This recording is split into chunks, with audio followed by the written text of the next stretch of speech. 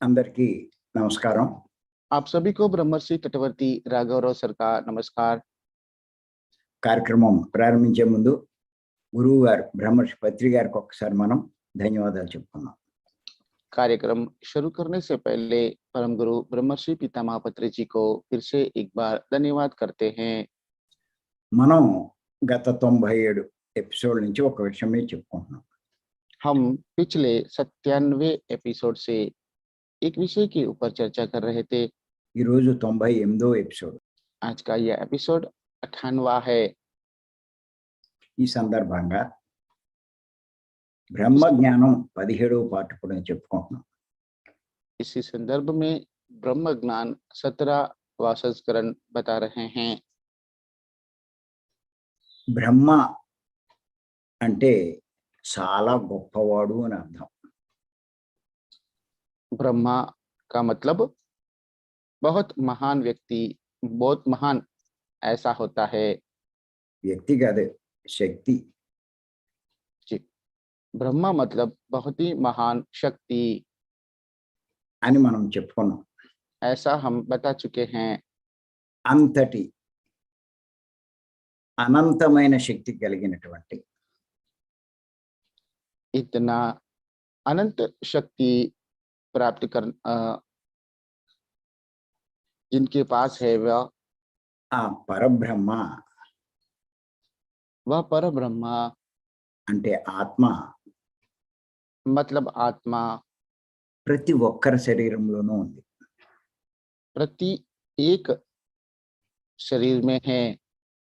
అంతటి గొప్ప ఆత్మ అందరిలో ఉన్న इतना महान आत्मा सब में है, इसके बावजूद भी అందరూ సామాన్య మానవుల్లా ప్రవర్తిస్తున్నారు. सभी सामान्य मानव जैसा व्यवहार कर रहे हैं।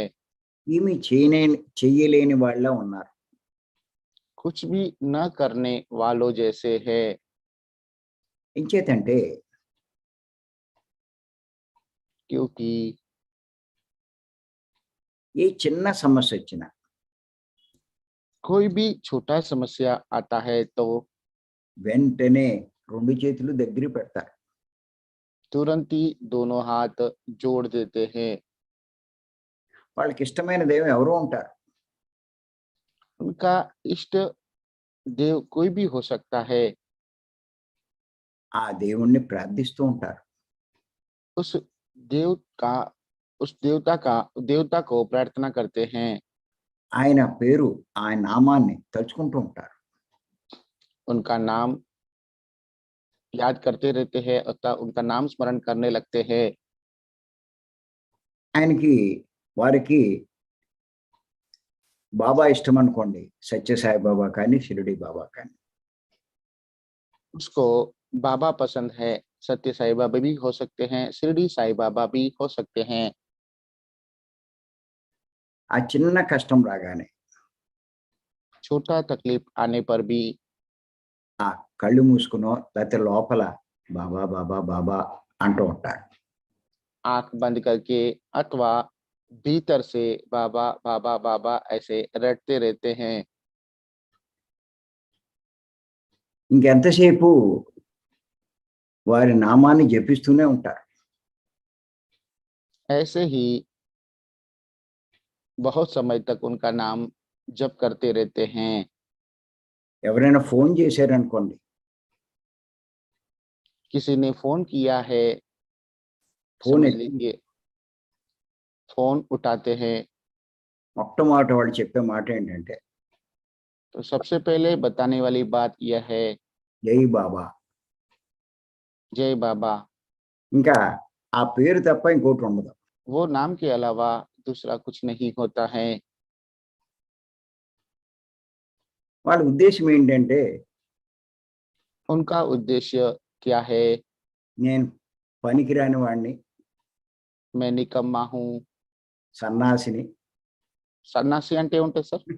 ఎదవ, जी, मैं मूर्ख हूँ। వాడు దాన్ని जी जी, సన్నాసి అనుకుంటాడు. Okay sir.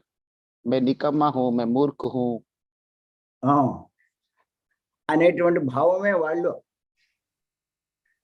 ऐसा भाव ही में वो रहते हैं। అంతేకాని इतना ही है, लेकिन అంతటి గొప్ప పరబ్రహ్మను నేను इतना महान पर ब्रह्मा हूं मैं, నేను తక్కువ వాడిని కాదు मैं कम नहीं हूं, అన్న అభిప్రాయం ఉండదు వాళ్ళకి. यह अभिप्राय उनको नहीं रहता है, ఎందుకంటే వాళ్ళ ప్రవర్తన అలా ఉంది కాబట్టి. क्योंकि उनका व्यवहार ऐसा है। इसीलिए శ్రీకృష్ణ భగవానుడు చెప్పాడు, श्री कृष्ण भगवान ने कहा है, యద్భావం తద్భవతి. यद्भावम तद्भवते। వాడు సన్నాసి సన్నాసి అనుకుంటుంటే సన్నాసిలాగే ఉంటాడు అప్పటికి. वो अपने आप को मूर्ख मूर्ख समझता है, तो वो मूर्ख जैसा ही बनेगा। మూర్ఖు తప్పు. సన్నాసి వేరు, మూర్ఖుడు వేరు. పనికిరాని వాడిని దాన్ని ఏమని పదం వాడతావు చూడు. నికమ్మా అని చెప్పాం కదా సార్, మళ్ళీ మీరు పనికిరాని వారు అంటున్నారు, మరి సన్నాసి అంటున్నారు. వాడుతున్నావు నువ్వు सर, మూర్ఖు అనే పదం వాడావు, అందుకు నేను చెప్తున్నా. ओके सर, तो मैं निकम्मा हूँ ऐसे भाव में रहता है, इसलिए वो निकम्मा बन जाता है। అది అంచేత इसीलिए మరి ఇలా ఎందుకు ప్రవర్తిస్తున్నారు వీళ్ళు? तो ऐसा क्यों व्यवहार कर रहा है, ఏంటి దానికి కారణం? इसका कारण क्या है, అదే మనం తెలుసుకుంటున్నాం ఇప్పుడు. यही हम अभी जानने वाले हैं। అంత గొప్పవాళ్ళమైనా మనం हम इतने महान हैं, उसके बावजूद भी ఇంత సామాన్యంగా ఎందుకు ప్రవర్తిస్తున్నాం?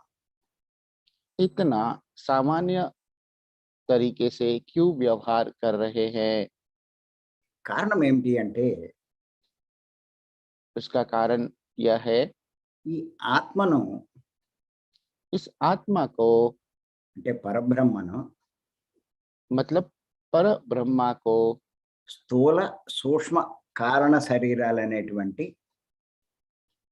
స్థూల సూక్ష్మ కారణ శరీర్ को బలమైన ప్రాకారాలు కలిగిన కోటలో ఆత్మ బంధింపబడి ఉంది అని చెప్పుకున్నాం. बलवान प्राकार ऐसा किले में बंद किया गया है, ऐसा हम बता चुके हैं। అవి ఒక్కటే కాదు, वो एक ही नहीं है, మరి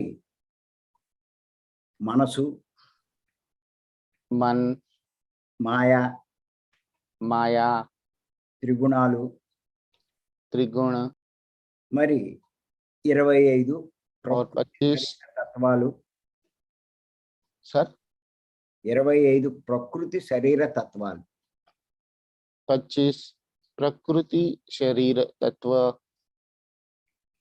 ఈ ఆత్మను కప్పి ఉంచాయి.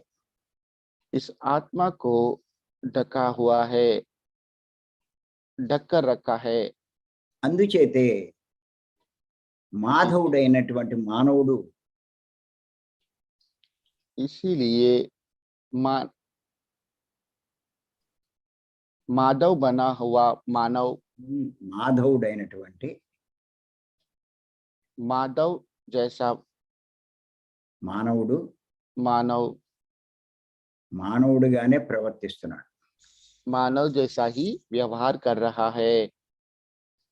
మరి అలాగే ఏమేమి కప్పు ఉంచాయో उस तरह से, उसी तरह से क्या क्या ढका हुआ है, ढक कर रखा हुआ है, వాటి గురించి చెప్పుకున్నాం. उनके बारे में बताएंगे। వాటిలోంచి ఎలా బయటపడాలో చెప్పుకున్నాం. उनमें से किस तरह से बाहर आना है, ये भी हम बता चुके हैं। ఈరోజు आज 25 ప్రకృతి శరీర తత్వాల గురించి చెప్పుకున్నాం. 25 प्रकृति शरीर तत्व के बारे में बताएंगे। అవేమిటి అంటే वो इस तरह से है। ఒకటి एक ఆకాశ పంచకం. आकाश पंचकम। పంచ అంటే ఇదేగా, सर ఆకాశ పంచకం. आकाश पंचकम, వీటిని అంతరేంద్రియాలు అంటారు. इन्हीं को अंतर इंद्रिय कहते हैं। ఈ 5 ఏమిటంటే ये 5 क्या है? ఒకటి జ్ఞానము, एक ज्ञान, 2 మనస్సు, दूसरा मन, 3 బుద్ధి, तीसरा बुद्धि, 4 చిత్తము, चौथा चित्त, 5 అహంకారం. पांचवा अहंकार, అలాగే రెండోది వాయు పంచకం. उसी तरह से दूसरा वायु पंचकम, వీటిని ప్రాణేంద్రియాలు అంటారు. इन्हीं को प्राणेंद्रिय कहते हैं। అవి ఏమిటంటే वह इस तरह से हैं। ఒకటి సమాన వాయువు, एक समान वायु, 2 వ్యాన వాయువు, दूसरा व्यान वायु,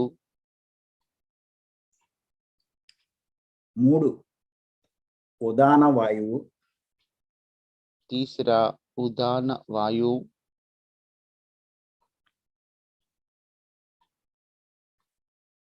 4 ప్రాణవాయువు, 4 प्राण वायु,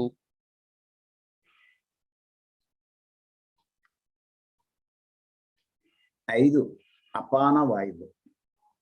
5 अपान वायु,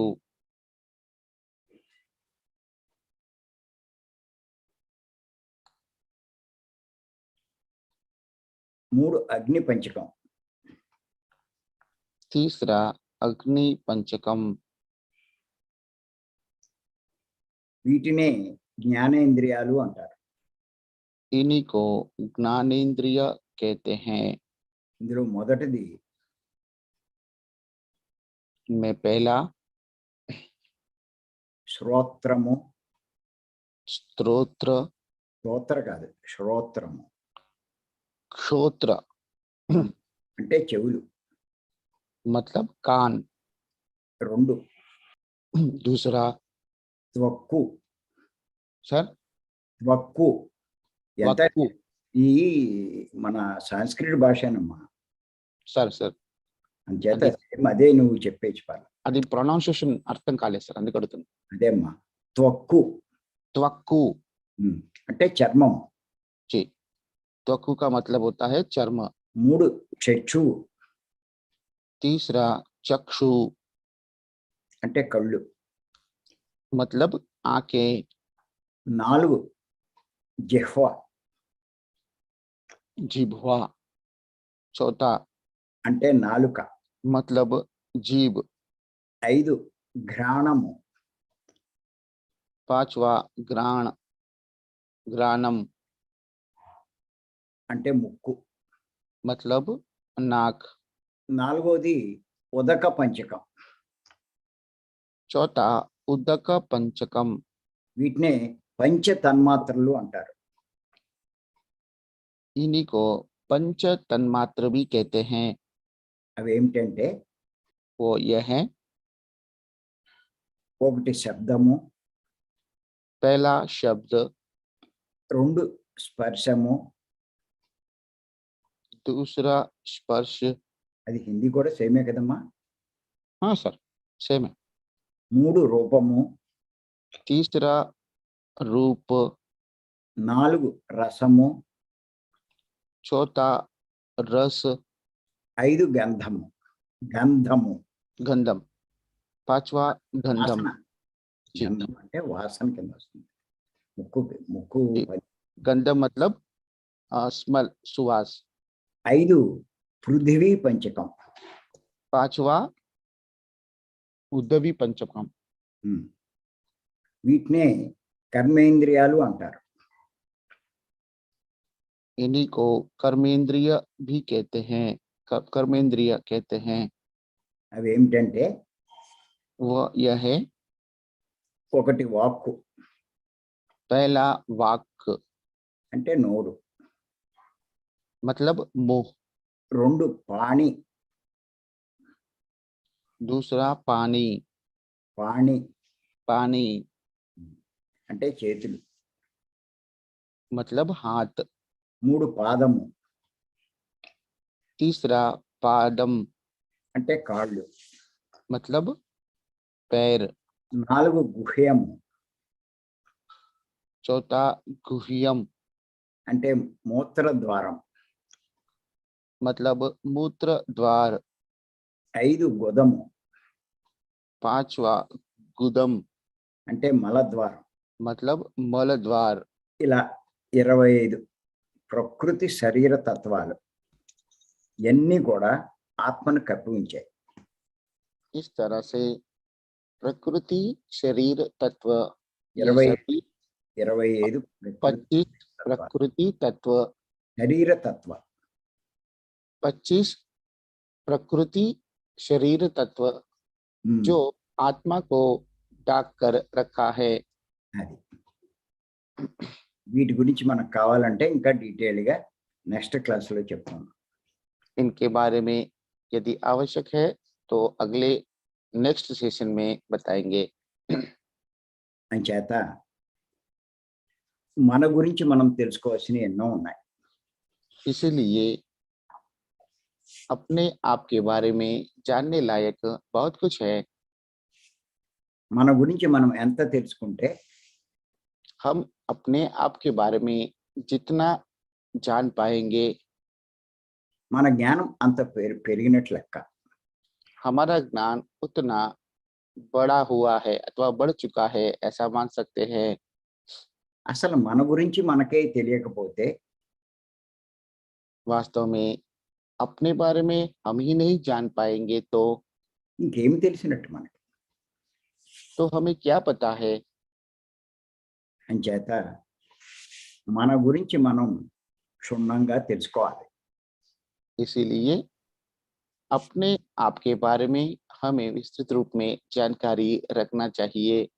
ఇవన్నీ బాగా అర్థం కావాలి అంటే इन सभी को ठीक से समझने के लिए మరి మన బుద్ధి బాగా వికసింప చేసుకోవాలి.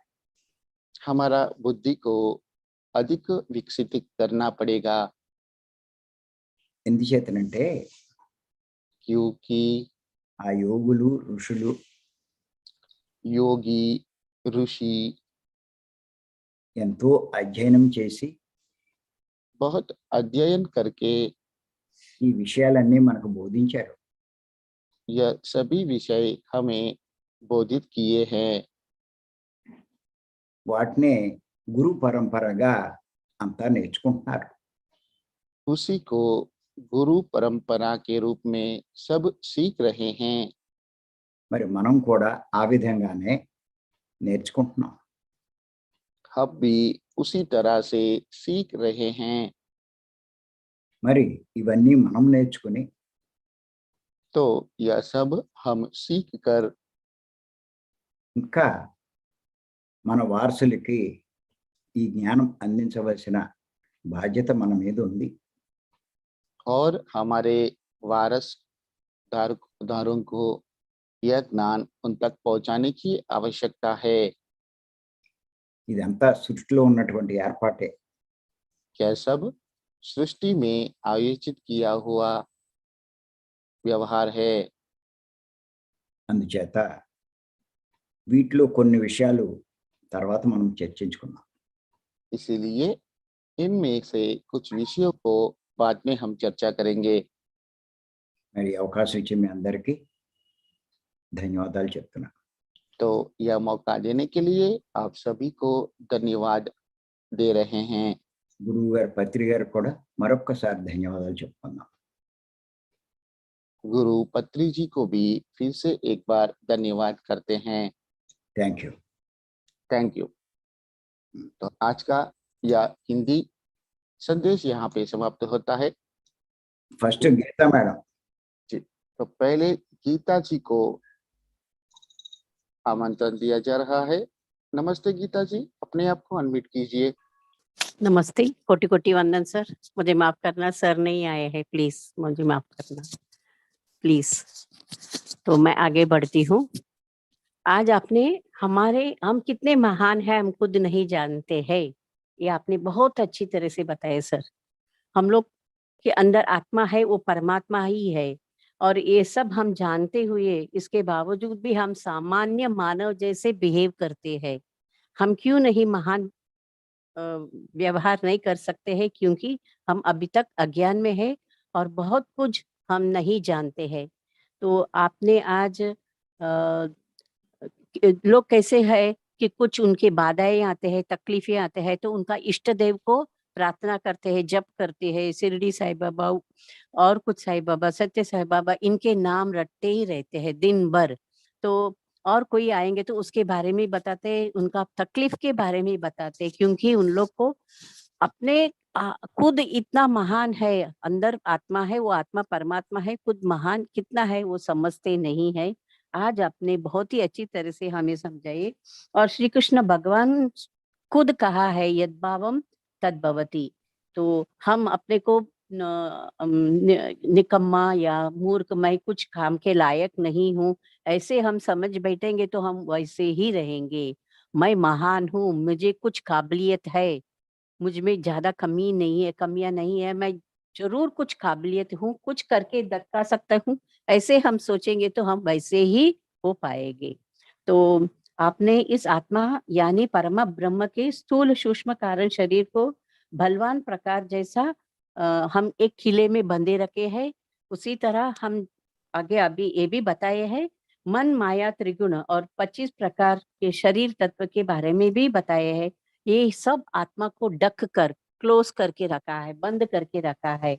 तो ये 25 प्रकार शरीर तत्व के बारे में आपने आज नाम बताए हैं, जैसे कि आकाश पंचकम, उसमें क्या क्या आते हैं?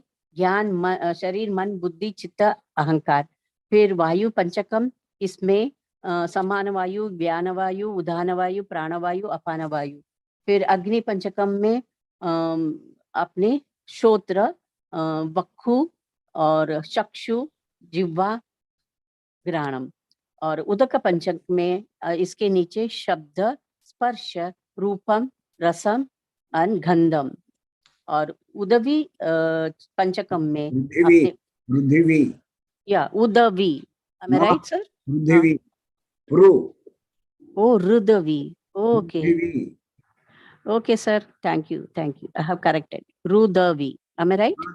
पृथ्वी रुद्वी, हाँ am I right now? रुद्वी, पृथ्वी मीन्स भूमि okay Earth. okay sir, earth, okay sir, thank you for correcting. I have corrected रुद्वी, am I right? no पृथ्वी रुद्वी, yes हाँ रुद्वी, हाँ प्रू पृथ्वी, ओके हाँ PRU पृथ्वी, ओके पृथ्वी तो मैं, हाँ ओके पृथ्वी पंचकम।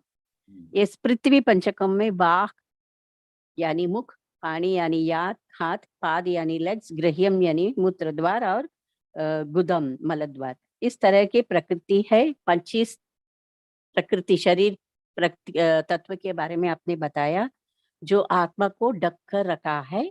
इसलिए अपने आप को बारे में हम जरूर जानना चाहिए। हम बहुत से लोग खुद अपने आप को नहीं जानते हैं, इसलिए बहुत से तकलीफ में है।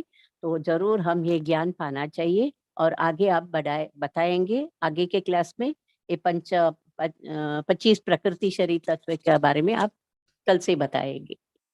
Thank you sir, thank you. और ये ज्ञान आपको आपके गुरु ने दिया, आप हमें दे रहे हैं। Thank you sir.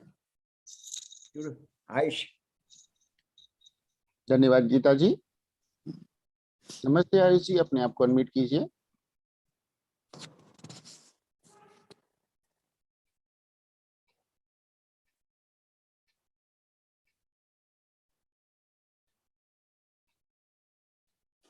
आयुष जी, आप उपस्थित हो? यदि दूसरे नाम से हैं तो अपने आप को हैंड रेस कीजिए, मैं आपको देख नहीं पा रहा हूँ। నిఖిల్ మాట ఆయన లేనట్టున్నారు చూడమ్మా సింధు కొత్త వాళ్ళు ఎవరన్నా జాయిన్ అయ్యారు. नमस्ते निखिल जी, अपने आप को अनम्यूट कीजिए।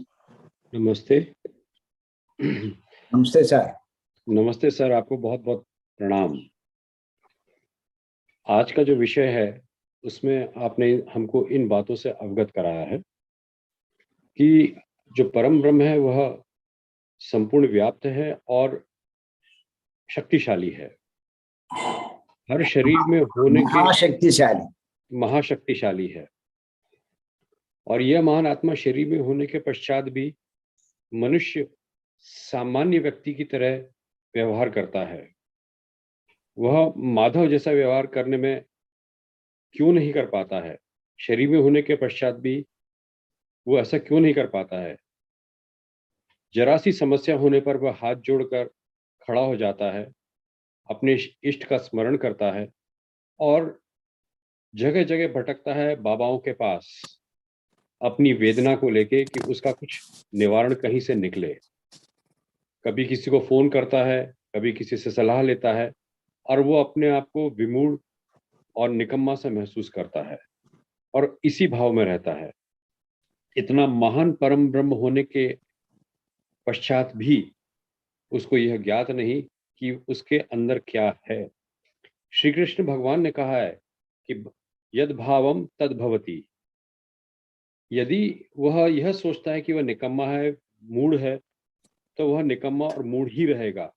जैसा भाव है वो वैसा ही रहेगा और इस तरह के व्यवहार क्यों कर रहा है ये समझने योग्य है। यह आत्मा जो है स्थूल, सूक्ष्म और कारण कर शरीर से बंद किले में बंधी हुई है। मन, माया, त्रिगुण और 25 प्रकृति के तत्वों से बंधी हुई है। इसलिए उसको वहां तक पहुंचने के लिए और मानव को माधव बनने के लिए इनको भेदना अनिवार्य है। और क्या क्या यह जो 25 प्रकृति के तत्व हैं वो निम्न प्रकार से हैं। पहला आकाश पंचकम, इसके अंदर ज्ञान, मन, बुद्धि, चित्त और अहंकार है। वायु पंचकम, इनको प्राणेंद्रिया भी कहते हैं, जिसमें समान वायु, व्यान वायु, उड़ान वायु, प्राण वायु और अपान वायु। अग्नि पंचकम, इन्हें ज्ञानेंद्रिया कहते हैं। इसमें श्रोत्र, कान, त्वचा, त्वकु, चर्म और चक्षु, आंखें, जिह्वा और घ्राणम यानी कि नाक। उदकम पंचकम, पंच तन्मात्र भी कहते हैं। शब्द, स्पर्श, रूप, रस और गंध। और पृथ्वी पंचकम में कर्मेंद्रियां आती हैं, जिसमें वाक्य यानी कि मुंह, वाणी, पानी, हाथ, पादम, पैर, गुह्यम, मूत्र द्वार और गुदम, मल द्वार। यह जो 25 प्रकृति तत्व हैं, यह आत्मा को संपूर्ण रूप से ढके हुए हैं। इसलिए हम अपने आप के बारे में और हमारे लिए ये जानना अनिवार्य है कि हम जब तक कि हम अपने बारे में संपूर्ण रूप से नहीं जानेंगे तो हम कैसे अपने आप की आत्मा तक पहुंचेंगे। और यह भी जानने के पश्चात यह सब ज्ञान हमें हमारे गुरुओं से प्राप्त होता है और ये हमारा ध्येय भी होना चाहिए कि जो ज्ञान हमें प्राप्त हुआ है उसे हम आगे तक ले जाएं। धन्यवाद सर। नमस्ते. नमस्ते जी. Thank you. नमस्ते sir. Thank you sir. Nikhil ji जी. तो आज का यह हिंदी सेशन को यहाँ पे हम समाप्त करते हैं। मिलते हैं कल सुबह के प्रातःकालीन ध्यान व गुरु जी का दिव्य संदेश के लिए। तब तक हम आपसे रजा लेते हैं। धन्यवाद. Thank you, thank you, thank you.